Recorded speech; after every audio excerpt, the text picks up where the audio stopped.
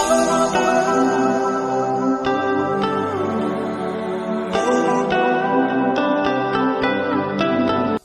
Assalamualaikum warahmatullahi wabarakatuh. Ketemu lagi dengan Ibu.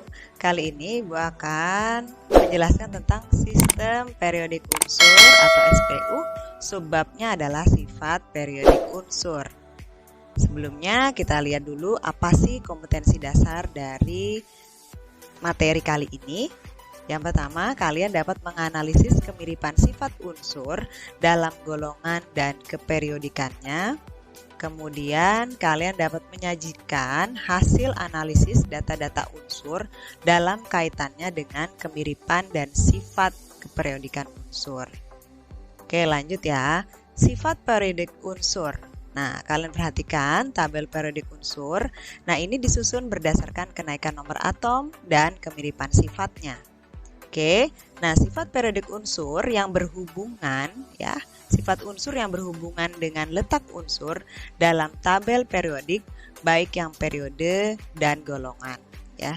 Jadi di sini kita lihat sifat-sifatnya bagaimana dalam satu periode ya, periode yang lajur horizontal dari kiri ke kanan, kemudian dalam satu golongan dari atas ke bawah. Jadi sifat-sifat ini berhubungan dengan letak suatu unsur. Nah, beberapa sifat ya yang dibahas itu bisa meliputi jari-jari atom, energi ionisasi, afinitas elektron, keelektronegatifan, sifat logam, dan titik leleh serta titik didih. Tapi kali ini Ibu akan membahas hanya 4 saja ya, yaitu jari-jari atom, energi ionisasi, keelektronegatifan, dan afinitas elektron. Oke, nah sifat keperiodikan unsur ini adalah sifat-sifat yang berubah secara beraturan karena berubahnya berdasarkan kenaikan nomor atom unsur tersebut. Oke, lanjut ya. Nah, bagaimana dengan jari-jari atom? Jari-jari atom adalah jarak dari inti atom sampai lintasan elektron luarnya, atau jarak dari inti atom sampai elektron valensinya. Oke, nah di sini kita lihat dari atas ke bawah jari-jari atomnya semakin besar. Kalau kita perhatikan, kenaikan nomor atom membuat kulit dari atom ini semakin banyak. Ketika kulitnya semakin banyak, berarti jari-jari atomnya pun akan semakin jauh. Maka jari-jari atom dari atas ke bawah semakin besar. Nah, sebaliknya dalam satu periode dari kiri ke kanan, jari-jari atomnya semakin kecil. Ya, kenapa? Walaupun sama-sama kulitnya sama, tetapi ternyata muatan dari atom ini mempengaruhi gaya tarik ke inti.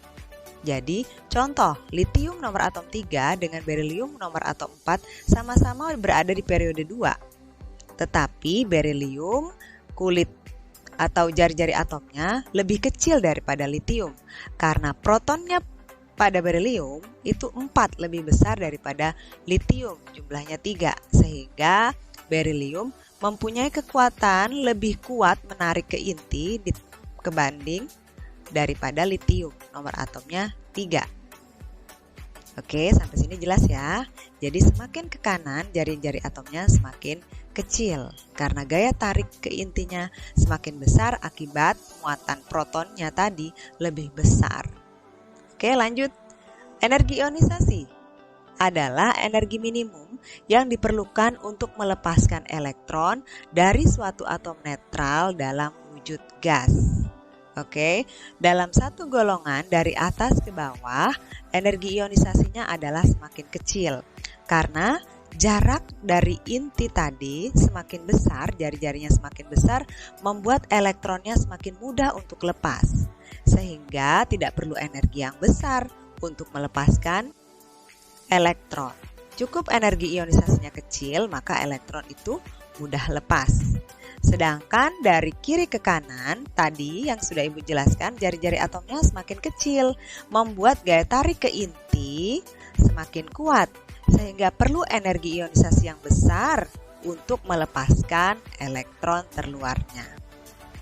Oke, kita lanjut ya. Afinitas elektron, yaitu besarnya energi yang dibebaskan satu atom netral dalam wujud gas pada waktu menerima satu elektron sehingga terbentuk ion negatif.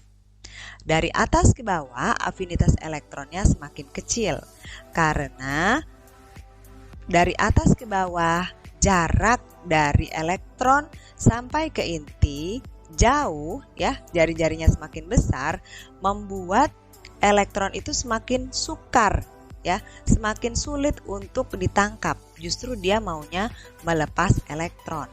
Maka afinitas elektronnya semakin kecil dari atas ke bawah. Nah, sebaliknya, dalam satu periode dari kiri ke kanan, afinitas elektronnya semakin besar.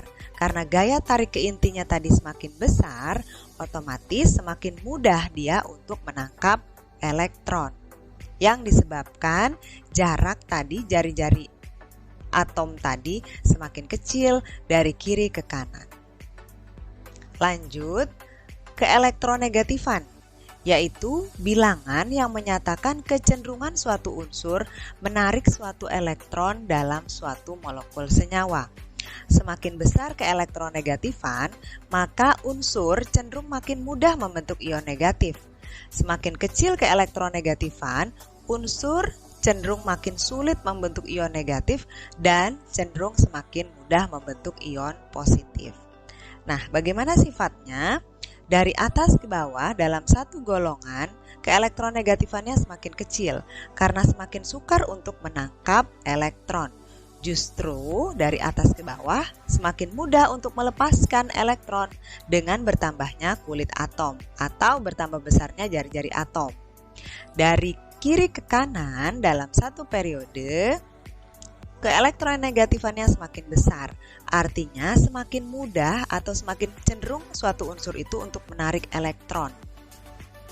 Karena gaya tarik ke inti semakin kuat akibat jari-jari atomnya semakin kecil dari kiri ke kanan. Nah, dalam keelektronegatifan nanti ada skala Pauling di mana nilainya semakin besar keelektronegatifannya, maka dia akan semakin mudah untuk menarik elektron.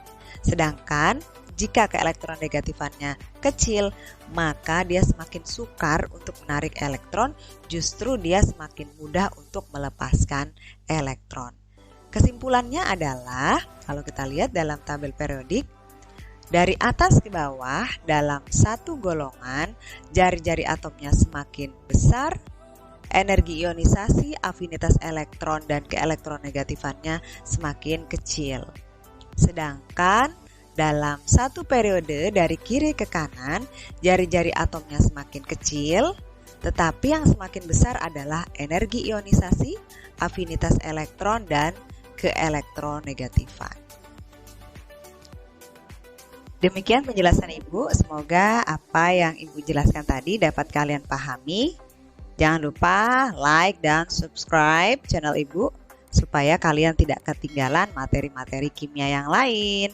Wassalamualaikum warahmatullahi wabarakatuh. Bye-bye.